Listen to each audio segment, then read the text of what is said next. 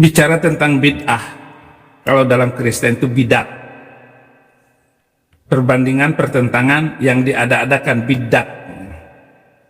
Bidat keluar dari gagasan umum, muncul atau tidak sesuai dengan ajaran Nabi.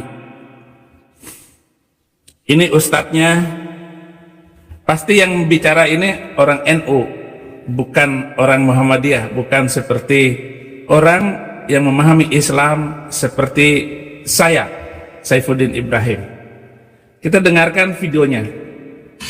Hukum itu wajib, hukum itu sunnah, hukum itu makruh, hukum itu mubah. Tidak ada hukum itu bid'ah.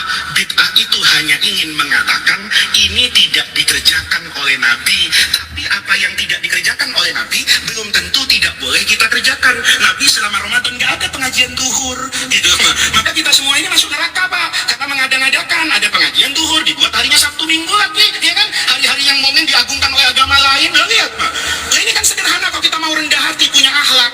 Ya kalau masih dokter puskesmas itu ya jangan banyak-banyak berfatwa lah. Tunggu dokter spesialis, bukan sombong-sombongan, Pak. Bapak berobat aja hati-hati kok milih dokter. Masa sekarang milih guru nggak hati-hati? Tanya rekam jejaknya, belajarnya, sehingga dia tahu adonan ini kayak apa. Begitu Umar ngomong nikmah, orang yang ngaji bahasa Arab itu tahu, Pak. Nikmah itu dalam bahasa Arab untuk yang baik. Kalau yang jelek itu bisa. Ini kalau ada orang laki-laki, sebagus-bagusnya orang laki si fulan, nikmar rojul, sebagus-bagusnya laki ini. Kalau sejelek-jeleknya bisa rojul. Maka Pak, kalau kita rendah hati, enak. Oh iya ya, bid'ah itu kuncinya apa? Kuncinya payung hukum besarnya. Payung hukum besarnya ada, teknisnya nggak ada. Teknis itu bukan bid'ah. Inna nahnu nazzalna dzikra wa inna lahu lahafidun. Saya jaga Quran ini. Penjagaan Quran di masa Nabi dengan sekarang beda. Nih, saya dulu Pak di Madinah tahun 90-an itu pertama kali saya lihat Quran bagus, Pak. Dulu Saudi masih kaya, Qurannya merah, ada emasnya di pinggirnya itu. Itu di Masjid Nabawi itu. Kalau Bapak kan sekarang wakaf Quran diterima. Dulu ada Quran tidak cetak pemerintah Saudi, itu biar bagus dikeluarin sama Saudi dulu tahun 90-an. Saya ngafalin Quran, Pak, sambil megang mushaf yang mahal itu. Saking Nanti kelamaan videonya, tapi ambil inti daripada pembicaraan Ustadz ini. Yang disebut bid'ah itu adalah sesuatu yang di luar ajaran Nabi. Saya harus memberikan pengertian dulu. Ya memang bid'ah itu ya bukan hukum. Hukum dalam Islam itu haram, halal haram, sunnah, mubah, kemudian apalagi 5 bentuk hukum itu di dalam Islam. Makruh. Kelimanya itu ada makruh. Bid'ah dibatasi dalam urusan penambahan atau pengurangan ibadah khusus. Itu yang dimaksud dengan bid'ah. Tetapi pengertian bid'ah itu kullu bid'atin dalalah. Al bid'atu dalalah. Kullu dalalah finnar. Setiap yang sesat itu ya di neraka. Itu namanya bid'ah. Tetapi pengurangan khusus, misalnya seseorang menambah jumlah rakaat sholat subuh menjadi 4 rakaat, padahal yang ada itu 2 rakaat, kok dijadikan 4 rakaat. Inilah bid'ah yang dolalah, karena tidak dikerjakan oleh Nabi. Mengurangi sholat isya karena lagi dikejar waktu, misalnya dari 2 rakaat, padahal 4 rakaat. Nah sekarang begini Ustadz, dia kan memberikan contoh. Dulu saya membaca Al-Quran yang ada emasnya, jadi di tulisan emas, sampulnya itu tulisan huruf emas. Lalu setelah selesai ngaji, kemudian dia cium gitu, dicium begini. Kemudian datang orang Arab dan memukul dia, haram katanya. Itu urusan mencium itu dan menulis Al-Quran dengan tinta emas itu bukan masalah bid'ah. Itu adalah urusan duniawi, urusan yang bersangkut paut dengan kecerdasan duniawi yang tidak masuk di dalam urusan agama. Tetapi kalau Bapak cium-cium Quran itu ya marah orang Arab. Ngapain lu cium itu Quran? Itu hanya kertas doang, lalu kamu cium dan menganggap sampul Quran itu adalah suci. Bukan itu. Maka benar Arab tadi. Tetapi kalau Bapak mencontohkan bahwa membuat dan menulis Al-Quran yang tidak ada pada zaman Nabi, itu juga bukan urusan bid'ah. Bid'ah itu kalau Bapak mengadakan tahlilan, la ilaha illallah, la ilaha illallah. Kalau mengucapkan kata la ilaha illallah itu enggak masalah. Tetapi kalau Bapak menjadikan tahlilan seperti di Indonesia itu orang mati 3 hari, 7 hari, 10 hari, 20 hari, 40 hari orang yang sudah lalu diadakan tahlilan, itu yang disebut dengan bid'ah karena tidak dilakukan oleh Nabi zaman itu. Bapak tahu nggak? Makanya saya katakan ini orang NU yang menjelaskan tadi. Kalau Muhammadiyah nggak akan melakukan tahlilan, nggak akan melakukan upacara mitoni, yaitu upacara anak 7 bulan dalam perut lalu diatakan mitoni, mendoakan lalu potong kambing ataupun potong ayam bagi orang di kampung itu bahwa anak ini selamat sampai lahir, baby shower kalau di Amerika. Itu bid'ah bagi Muhammadiyah, bagi kader Muhammadiyah seperti saya, karena tidak akan dilakukan itu. Tahlilan, yasinan malam Jumat diadakanlah acara yasinan, itu yang bid'ah. Tetapi apakah toa yang dipasang di masjid untuk teriak-teriak itu bid'ah? Jadi pengeras suara itu bisa dikategorikan sebagai bid'ah atau tidak? Itu temuan barang baru yang belum pernah ada pada zaman Nabi Muhammad.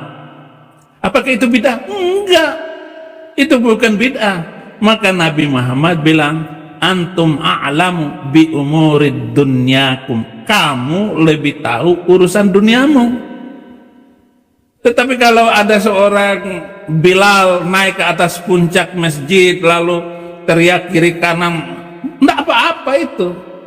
Itu juga bukan bid'ah, karena Bilal itu setiap subuh ataupun setiap upacara sholat itu dia naik ke atas bumbungan masjid, kemudian dia teriak Allahu Akbar, Allahu Akbar, ke utara, Allahu Akbar, Allahu Akbar, ke barat, ke selatan, ke timur, terus mutar begitu. Itu awal mulanya. Adapun pakai toa supaya nggak mutar-mutar lagi di atas bumbungan masjid memanggil orang sholat, itu sudah ditemukan oleh zaman. Tetapi kalau toa itu mengganggu tetangga yang sakit gigi, itu perlu volumenya dikecilin supaya jangan sampai ibadah merusak saudaranya sendiri yang lagi sakit gigi. Itu tidak boleh. Jadi harus dimengerti bid'ah itu. Bid'ah sendiri dalam kajian hadis, sabda Nabi, sunnah, perilaku fikih Islam, itu dikategorikan dan diceritakan. Muhammadiyah tidak setuju dengan bid'ah itu terbagi secara umum, yaitu bid'ah yang baik, bid'ah hasanah, dan bid'ah sayyi'ah atau bid'ah dalalah. Ini pembagian bid'ah yang keliru, dan itu bukan inti dari bid'ah itu sendiri. Kalau saya katakan hal-hal yang baru, misalnya apakah Nabi ini kan berarti pakai HP ini bid'ah? Kenapa? Karena tidak ada pada zaman Nabi. Bukan itu. Itu kaitannya dengan kehidupan dunia dan kemajuan teknologi. Ini tidak ada kaitannya dengan HP, dengan hukum agama. Bid'ah yang disebut bid'ah itu pasti masuk neraka. Bukan. Sekali lagi saya katakan bukan. Untuk mempermudah pemahaman kita, Anda semua. Loh, kenapa? Abi kan saya sudah masuk Kristen. Bukan, saya mau menjelaskan ini supaya juga orang Kristen mengerti kedudukan itu, karena saya juga ini sedang mengajar bagi apologet Kristen dimanapun Anda berada. Lalu di dalam hadis, man amala amilan fi amrina fahuwa raddun, barang siapa yang beramal suatu amalan yang tidak didasari oleh urusan kami, fi amrina, yang tidak ada di dalam kami, fahuwa raddun, maka tertolak. Maka hadis tersebut menunjukkan bahwa segala yang diada-adakan dalam urusan agama adalah bid'ah, dan setiap bid'ah adalah sesat tertolak. Artinya bahwa bid'ah di dalam ibadah dan akidah itu hukumnya haram. Jadi sekali lagi Ustadz beliau ini orang Madura ternyata, dan pasti orang NU. Kenapa? Karena cara menjelaskannya itu berbeda dengan ilmu yang saya dapat ketika saya masih kuliah dahulu dan saya menjadi penceramah dosen agama itu. Maka tahlilan, yasinan, mauludan itu bid'ah. Bid'ah, saudara-saudara. Tahlilan dianggap sebagai sesuatu yang bid'ah karena di zaman Nabi tidak ada tahlilan. Dilihat dari definisi bid'ah adalah segala amal perbuatan yang di zaman Nabi itu tidak ada, Nabi tidak melakukannya. Lalu Anda bertanya kepada saya juga, ya karena ini adalah Kiai NU, saya kalau Kiai Muhammadiyah kopiahnya seperti ini nih. Ini kopiah orang Muhammadiyah. Melakukan bid'ah adalah dosa dan dosa. Memperkenakan mengamalkan bid'ah dalam agama merupakan perbuatan dosa dan termasuk salah satu kekejian di dalam Islam yang wajib untuk segera ditinggalkan dan bertaubat daripadanya. Saudara yang melakukan bid'ah itu taubat, tinggalkan perbuatan itu. Muhammadiyah tidak melakukan bid'ah. Itu sebabnya di Muhammadiyah tidak memakai hadis-hadis yang Anda ungkapkan ataupun istilah, karena mempertahankan ini tahlilan ini kan tahlilan itu adalah pekerjaan para kiai di NU. Tahlilan ke rumah si ini si itu, nah yang pintar baca Arabnya itu yang menjadi pemimpin. Ayo silakan doa, dan dia yang paling banyak berkat. Dibawa itu makanan itu ke rumah dia, itu kan makanan gratis dari orang yang ditahlilin itu. Nah, apakah ahli bid'ah itu di neraka kekal? Itu pertanyaan. Dalam ajaran Islam ada beberapa golongan manusia yang dianggap kekal di neraka. Beberapa golongan tersebut dapat ditemukan dalam Al-Quran. Di antaranya satu golongan ahlul bid'ah, yaitu orang-orang yang melakukan inovasi dalam agama tanpa ada dasar contoh dari Nabi yang sahih. Itu bid'ah, itu pokoknya di neraka selama-lamanya. Yang kedua adalah orang yang mensekutukan Allah dengan yang lain. Misalnya, cincinnya itu berjimat, lalu disembah, lalu dianggap ini adalah kekuatan saya. Kenapa saya selalu kuat di dalam berantem? Itu karena jimat cincin saya ini. Inilah yang disebut dengan syirik. Asyirku la dzulmun azim. Syirik itu adalah sesat sebesar sesat, yaitu kesesatan orang yang ada di dalam kegelapan. Ataupun pergi ke gunung, di sana ada sumber mata air, di sana tempat berdoa karena sumber mata air, lalu di sana kita harus meminta kepada pohon beringin yang tumbuh di situ. Ada yang tungguin itu pohon, kita berharap bahwa anak ini nanti tidak sakit-sakitan lagi. Itu yang disebut syirik. Cukup kita percaya kepada Allah, tidak ada lagi yang lain. Nggak boleh menganggap seperti itu. Atau kita jalan antara kampung itu ada pohon besar, lalu dibawalah sesaji-sesaji di pohon itu. Itu adalah syirik. Inna syirka la zulmun azim. Sesungguhnya syirik itu adalah perbuatan dosa besar. Kemudian Salam semuanya, sahabat-sahabat terkasih. Berjumpa kembali dengan saya di channel ini. Saya ucapkan terima kasih banyak sebesar-besarnya atas dukungannya kepada channel ini, terutama yang membantu perkembangan channel ini dengan cara subscribe, like ataupun share. Saya ucapkan terima kasih banyak. Dan bagi yang belum, mohon dukungannya ya. Dan sebelum kita lanjut menyaksikan video ini, harap ditonton sampai selesai supaya apa yang disampaikan menjadi berkat untuk kita semua. Amin. Oke teman-teman, tanpa lama-lama, selamat menyaksikan kembali. Yang ketiga adalah dosa menghilangkan nyawa orang, nggak boleh itu. Kemudian berzina, kemudian selanjutnya. Itu adalah dosa yang paling besar yang di neraka melulu adanya. Maka neraka kekal. Khalidina fiha, di dalam ayat Al-Qur'annya itu kekal selama-lamanya. Apakah menggunakan toa untuk azan itu bid'ah karena tidak ada zaman Nabi? Itu bukan bid'ah karena tidak pernah dilakukan oleh Nabi. Itu maknanya antum a'lamu bi umurid dunyakum. Kamu lebih tahu tentang amalan duniamu. Kemudian kalau orang Kristen, apakah ada disebut bid'ah di dalam Kristen? Kristen itu menggunakan bidat itu dengan maksud yang keluar dari misalnya Katolik, kemudian terjadi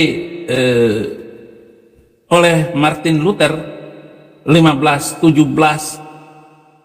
membangun dan melawan, memisahkan diri dari Katolik, kemudian terjadi, katakan itu adalah yang harus dihabisin oleh Katolik. Dan berapa banyak itu orang Protestan yang protes dari penjualan buku pengampunan dosa abad itu, lalu terpisahlah Katolik dengan Protestan ini, memakan banyak korban karena keributan yang dipimpin oleh Martin Luther. Itu bidat. Di dalam Kristen, bidat itu ya sudah keluar dari kebiasaan. Nah nanti kalau ada lagi di dalam Kristen itu ada lagi, ini pokoknya ributnya antar domba. Kalau di sana itu keributan antar Kristen itu sangat besar sekali, karena mereka juga memperdebatkan ayat-ayat Alkitab antara satu dengan yang lain. Tetapi sekarang sudah hilang semua kebencian yang keterlaluan itu.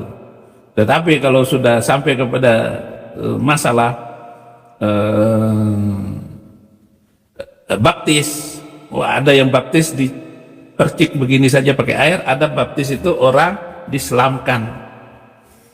Nah itu menjadi ribut antara orang Kristen aja. Nah orang Islam ya tepuk tangan saja. Kalau saya setelah jadi Kristen, saya sebagai orang Kristen tepuk tangan untuk masalah perbedaan pemahaman bid'ah ataupun yang bukan tadi. Bid'ah atau enggak? Ya saya tepuk tangan saja antara orang Muhammadiyah dengan orang NU. Keributannya luar biasa dan itu paling rame di tengah masyarakat, ataupun TikTok, ataupun sekarang ini masalah di YouTube. Saya sebagai orang yang memahami kedua-duanya itu, karena saya adalah kader Muhammadiyah, saya bisa menjelaskan dengan baik. Dan apa yang saya jelaskan ini pasti kader-kader Muhammadiyah di seluruh Indonesia ya nggak berani menentang, karena ayat-ayat tadi antum a'lamu bi umuri dunyakum itu dikatakan sendiri oleh Nabi ketika ditanyakan masalah ini. Kalau urusan begitu mah lalu membuat pedang, bagaimana dengan berperang dengan pakai tank dan pesawat tempur? Kalau Nabi masih hidup, nah itu kan urusan dunia kamu. Yang penting bagaimana memenangkan peperangan itu dengan berbagai macam taktik, tipu dan berbohong. Oh berapa itu musuh di sana? Oh musuhnya banyak sekali dan kamu akan dijadikan tempe. Nah boleh ngomong kayak begitu. Nah, saking banyaknya musuh. Tetapi bagaimana kalau kita mengecilkan musuh yang sedikit padahal banyak? Oh mereka itu nggak ada apa-apanya itu. Kita jadikan mereka belalang kupu-kupu. Siang makan nasi, kalau malam minum susu. Nah bisa. Itu urusan dunia dan bukan urusan yang berkaitan dengan ibadah. Ibadah tetap ibadah.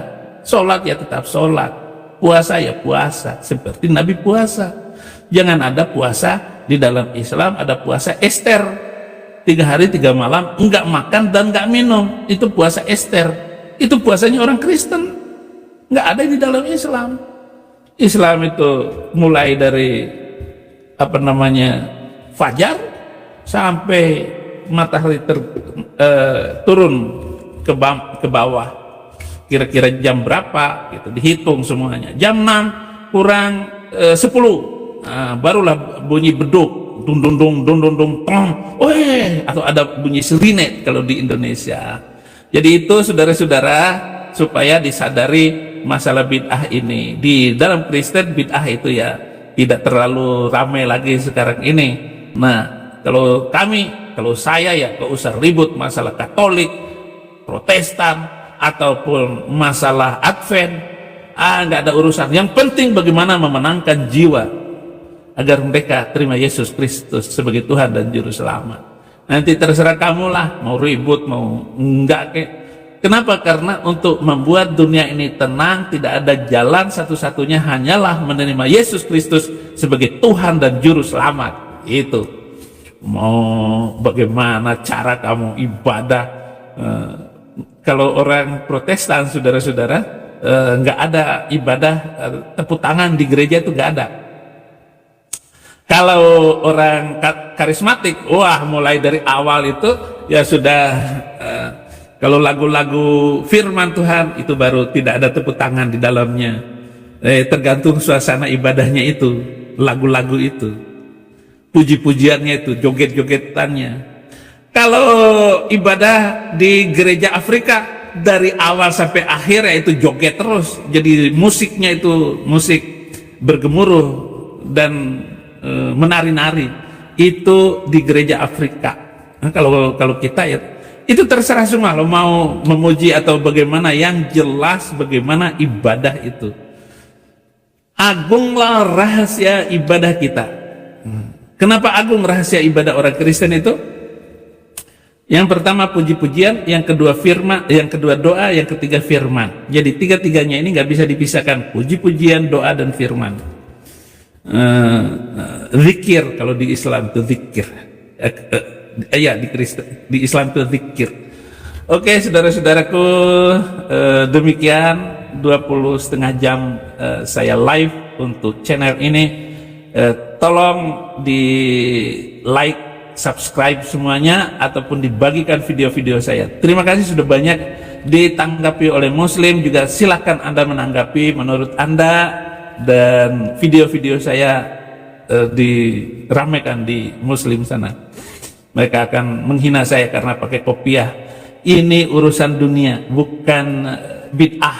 Ataupun Abi, kenapa Abi pakai kopiah? Kan Abi kan sudah pendeta. Bagaimana sih Abi ini pakai kopiah? Ini nggak ada urusannya dengan ibadah kepada Tuhan Yesus Kristus. Pakai kopiah begini kan bagus, penampilan saya kayak Muslim untuk mengalahkan mereka. Nggak apa-apa, saudara-saudara. Ini nggak dosa. Nanti saya pakai ini sorban. Ini fungsinya apa? Karena rambut saya sudah mulai panjang, jadi nggak terkendali rambut saya. Pakai kopiah gitu. Kan jelek kalau begini. Nah, tapi kalau pakai kopiah kan kelihatan. Nah, ini urusan kegantengan atau urusan bukan berkaitan dengan bid'ah. Boleh, tidak dosa melakukannya. Bagaimana kalau pendeta pakai sorban? Enggak apa-apa. Saya adakan kuliah subuh bagi saudara-saudaraku Muslim di seluruh Indonesia. Anda kalau bertanya kepada saya, baik dengan hadis, ayat-ayat Al-Quran, saya bisa menjawab. Karena kalau begitu saya ini bukan mantan ustadz.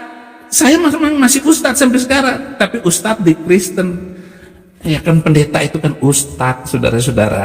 Haleluya. Terima kasih saudara-saudara. Iya, saya bisa menjelaskan perbandingan Islam dan Kristen dengan baik. Dengan baik karena saya menyimpan, menguasai dalil-dalil perdebatan itu. Yang berat itu adalah perdebatan di dalam Kristen karena begitu banyaknya ayat-ayat yang berkaitan dengan satu topik. Misalnya tentang Roh Kudus. Apakah ada di dalam diri Saifuddin Ibrahim itu Roh Kudus? Gitu. Sayalah yang dikuasai oleh Roh Kudus sepenuh hidup saya, gitu. Atau Andalah. Nah, di sana orang Kristen banyak sekali dalil-dalilnya. Kalau di Islam dalilnya memang banyak, tetapi tidak serumit memahamkannya di dalam kekristenan. Jadi begitu saudara-saudara, terima kasih banyak. Tolong bagikan video saya ini dan bantu untuk penginjilan di Indonesia. Anda bisa melihat di deskripsi untuk membantu pelayanan saya di sini. Kalau di sini ada rekening khusus, hanya beberapa teman saja yang tahu dan susah mengirimnya ke sini kalau Anda dari Indonesia. Silakan tabur pelayanan Anda di Indonesia, penginjil-penginjil kita yang memenangkan jiwa di sana di Indonesia. Terima kasih saudara-saudara, Tuhan Yesus memberkati.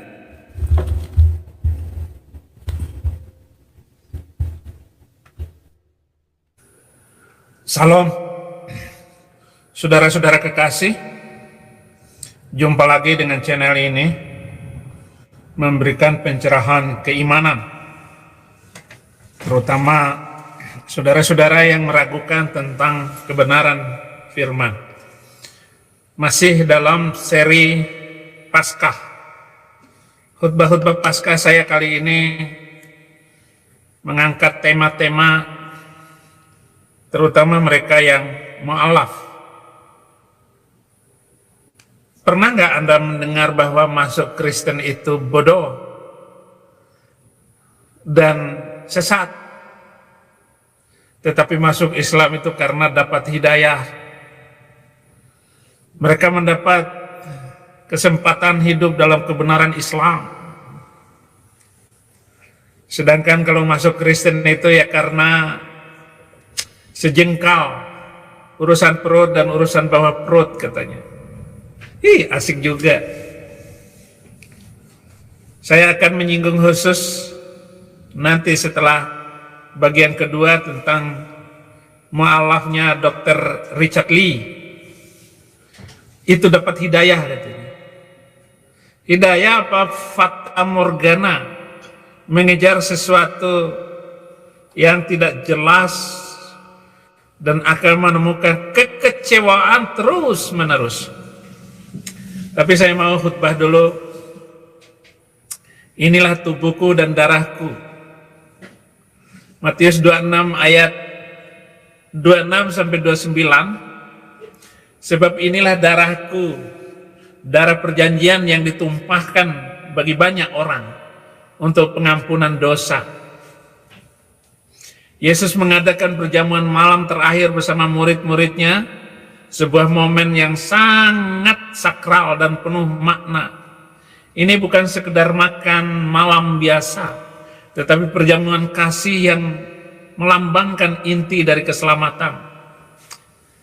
Di tengah bayang-bayang salib yang semakin dekat, Yesus tidak larut dalam ketakutan, melainkan dengan tenang dan penuh kasih menyampaikan pesan terakhirnya melalui roti dan anggur sebagai lambang tubuh dan darahnya yang akan dikorbankan. Dalam perjamuan itu, Yesus menubuatkan penderitaan dan kematiannya bukan dengan nada sedih atau putus asa, tetapi dengan hati yang penuh kasih dan pengharapan. Ia tahu bahwa jalan salib adalah jalan keselamatan bagi banyak orang. Ia tahu bagi banyak bahwa darahnya akan menjadi materai perjanjian baru, sebuah perjanjian yang tidak didasarkan pada usaha manusia, tetapi pada kasih karunia Allah yang sempurna. Bukan lewat perjanjian lama orang akan diampuni dosanya dengan menyembelih kambing. Bahkan imam harus mengorbankan kambing itu, dan dia sendiri akan mencoba peruntungan apakah dia akan selamat dengan masuk ke ruang Maha Kudus. Banyak imam yang masuk, saudara-saudara, nggak bergerak lagi. Nah, kalau dia sudah tidak bergerak lagi, berarti inna lillahi wa inna ilaihi rajiun. Jadi karunia keselamatan Allah yang sempurna. Perjamuan bukanlah sekadar ritual yang diulang-ulang atau sebuah tradisi atau upacara, melainkan setiap kali kita makan roti dan minum dari cawan, kita sedang masuk dalam persekutuan yang dalam dengan Kristus. Makanya saya tidak berani ataupun saya ngeri nonton film Paskah, film pengorbanan Yesus disalib itu. Lebih baik jangan terlalu sedih saya, karena saya tidak bisa melihat orang susah. Saya tidak mau melihat orang menderita. Tetapi kalau saya menderita karena orang lain, mungkin saya bisa melakukannya, bahkan lebih tega saya lakukan. Saudara-saudara, kita diingatkan bahwa keselamatan kita yang kita nikmati saat ini tidak datang dengan murah, bukan dengan perak atau emas. Kita tabur dan ditebus dengan darah yang kudus, darah anak domba Allah yang tidak bercacat. Saudara, ketika saya mengingat ada seperti Richard Lee, Nora Aritonang yang meninggalkan Yesus dengan gampangnya, padahal kalian sedang berada dalam fata morgana yang tidak berkehabisan. Kalian mengira itu air, tapi di sana hanyalah fata morgana, bayangan belaka. Anda bilang bahwa itu ada keselamatan. Tidak, mana ada keselamatan di dalam harus beramal menurut hati kita dan hijrahnya kita, sesuai dengan niat kita. Enggak. Keselamatan itu karena sekali lagi adalah anugerah. Ini adalah kasih yang tidak hanya diucapkan tetapi dibuktikan dalam penderitaan dan pengorbanan nyata. Yesus tidak hanya memberikan lambang pengorbanan, ia memberikan dirinya sendiri. Jadi dia ceritakan dulu semua penderitaan yang akan dialaminya itu, dan semua yang dinubuatkannya, yang diajarkan kepada murid-muridnya, semua tepat. Bahkan yang paling dekat perumpamaan nubuatan Yesus itu kepada Petrus, 3 kali sebelum ayam berkokok kamu akan menyangkali saya. Benar, saudara-saudara. Jadi dia memberikan dirinya sendiri. Ia tidak hanya membagikan roti dan anggur, ia membagikan nyawanya dan memecahkan tubuhnya supaya kita utuh. Ia menumpahkan darahnya supaya kita disucikan. Di hari ini undangan itu masih berlaku untuk hidup dalam persekutuan dengannya, untuk menghargai pengorbanannya, dan untuk berjalan dalam ucapan syukur dan kesetiaan hari, karena Kristus telah memberikan dirinya sepenuhnya bagi kita, dan saatnya kita hidup sepenuhnya bagi Dia. Hidup sepenuhnya bagi Dia. Ketika dunia ini berlomba-lomba mereka untuk mendapatkan kekayaan, kehormatan, untuk mendapatkan pujian sia-sia dari manusia, tetapi seorang pemberita Injil adalah orang yang harus sungguh-sungguh, saudara-saudara, hidup bersama Yesus Kristus. Karena Kristus telah memberikan dirinya sepenuhnya bagi kita. Kini saatnya kita hidup bagi Dia. Kini saatnya kita membawa jiwa-jiwa bagi Kristus. Saudaraku, Richard Lee, saya sangat percaya bahwa dia berada dalam mimpi-mimpi kosong, keadaan yang gelap, dan dia tersesat. Dia tersesat di jurang kehinaan. Dia sudah berada di tepi jurang kehancuran hidupnya, dan dia sendiri akan mengalami ketakutan demi ketakutan, karena polisi tidak akan membiarkan orang seperti itu. Sama ada dengan tukang-tukang kibul, mereka yang menipu dirinya sendiri, karena Injil mereka tinggalkan, karena kebenaran firman itu mereka tinggalkan. Idza qala ya Isa inni mutawaffika wa rafi'uka ilayya wa mutahhiruka minal ladzina kafaru wa ja'ilul ladzina tabauka fawqal ladzina kafaru ila yaumil qiyamah. Ingatlah ketika Allah berfirman, wahai Isa, aku akan mengambilmu dan mengangkatmu kepadaku serta menyucikanmu daripada orang-orang kafir dan menjadikan orang-orang yang mengikutimu di atas orang-orang yang kafir hingga hari kiamat. Jadi saudara-saudara, Yesus sudah mengatakan kepada kita semua agar setia, agar tulus murni melayani Tuhan Yesus Kristus. Tetapi kenapa kok ada orang yang sudah worship leader tinggalkan Yesus Kristus? Ada orang yang sudah melayani meninggalkan Yesus Kristus karena tidak tahan dengan godaan dunia ini. Mereka tidak sanggup untuk bangkrut. Mereka tidak membayangkan apa yang terjadi. Bahkan mereka berfoya-foya dari waktu ke waktu dan menyombongkan dirinya. Orang-orang itu adalah orang-orang yang pengecut, takut kelaparan, takut tidak mendapatkan pelanggan dari tokonya itu. Tetaplah berjuang supaya akan muncul generasi kita yang akan datang adalah generasi-generasi pemberani. Kapan itu akan terjadi? Tatkala kira harus memberitakan Injil yang luar biasa ini.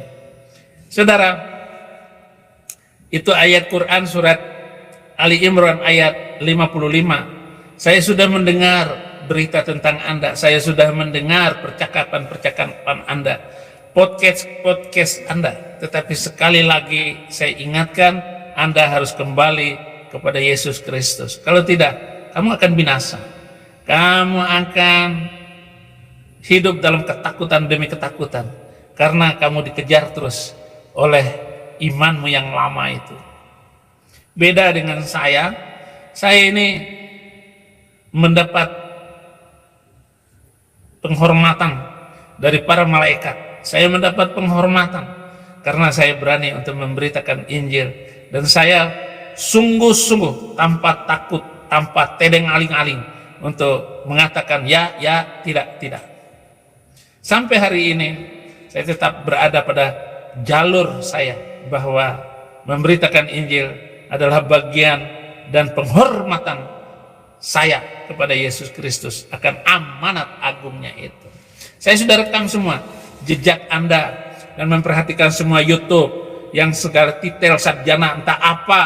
Yohanes 1, Yohanes 2 ayat 1, Yohanes 2 Yohanes 1 ayat 9. Demikian setiap orang yang tidak tinggal di dalam ajaran Kristus tetapi melangkah keluar dari situ tidak memiliki Allah.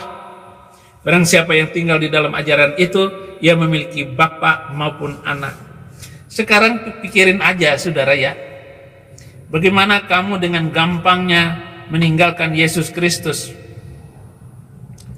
Heran saya, dan saya akan heran sekali, kok gampang sekali kamu menjual Yesus Kristus dengan ketakutan dan kekhawatiran semacam itu, hanya karena tepuk tangan orang-orang Muslim gembira, oh itu lihat Dr. Richard Lee sudah masuk Islam, sudah mendapat hidayah, mendapat petunjuk dari Allah.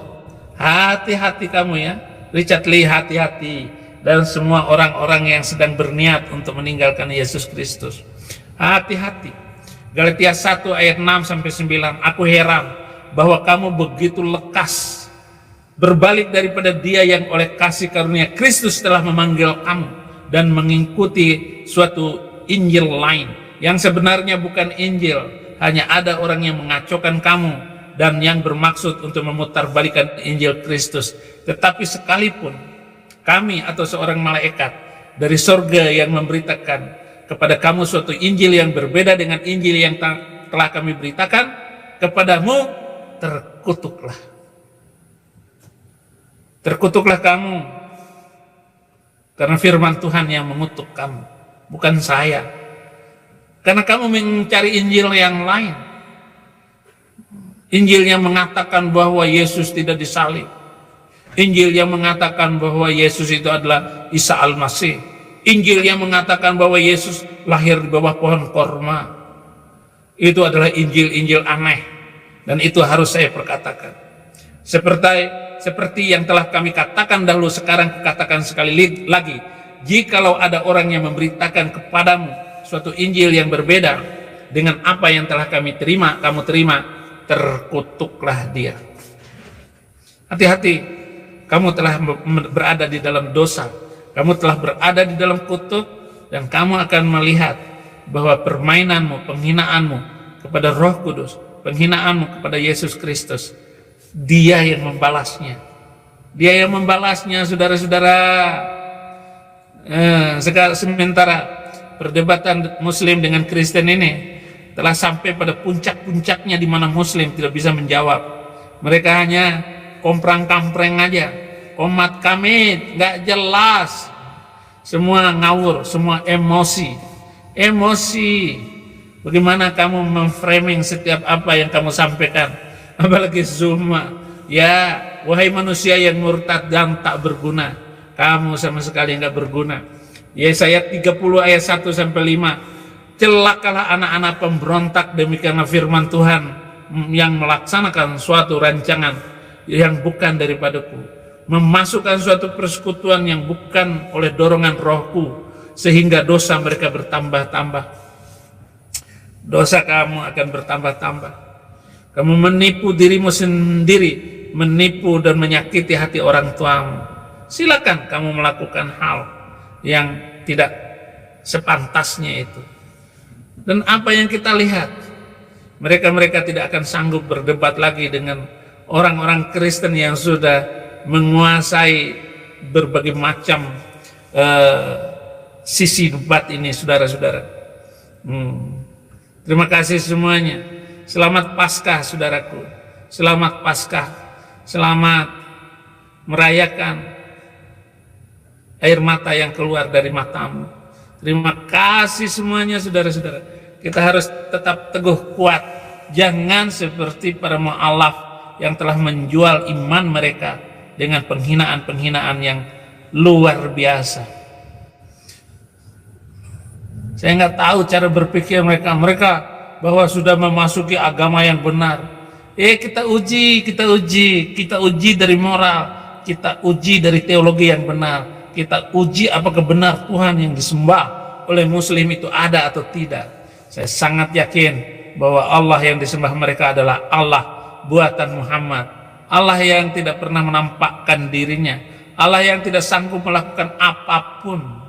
Kalau memang Allah itu bukti, mana kuasanya? Apakah Allah yang kamu sembah itu, Dr. Richard Lee, mampu melakukan kegiatan-kegiatan yang saya tantang itu? Yesus mampu menghidupkan orang yang mati. Apakah Allah yang disembah oleh kamu itu mampu menghidupkan orang mati? Bukan dengan congor dan bukan dengan omong doang. Harus ada bukti. Dan siapa nama orang yang dihidupkan oleh Allah Subhanahu wa Ta'ala dari mati hidup lagi? Adakah mujizat dari Nabi itu bahwa ada orang yang dihidupkan oleh Allah Subhanahu wa Ta'ala? Kosong, tidak ada cerita, semua bohong. Demikian saja, saudara-saudara, cukup. Salam teman-teman semuanya, apa kabar? Semoga kalian dalam keadaan sehat selalu, semangat menjalani aktivitas, dan selalu bersyukur atas apa yang diberikan Tuhan selama ini. Amin. Oke teman-teman, mungkin itulah tadi tayangan atau cuplikan video yang telah disampaikan. Semoga dari video atau tayangan tersebut memberikan kita manfaat serta memberikan kita iman yang kuat atas pencerahan dan rasa bersyukur yang telah Tuhan berikan. Amin. Oke teman-teman, dan mohon juga ya bantuannya untuk channel ini, supaya channel ini terus berkembang. Mohon dibantu di subscribe, di like, ataupun share, juga tambah komentar, kita berdiskusi. Oke teman-teman, mungkin itu yang saya sampaikan. Mohon maaf jika ada kekurangan. Sampai jumpa di video-video selanjutnya. Amin. God bless you.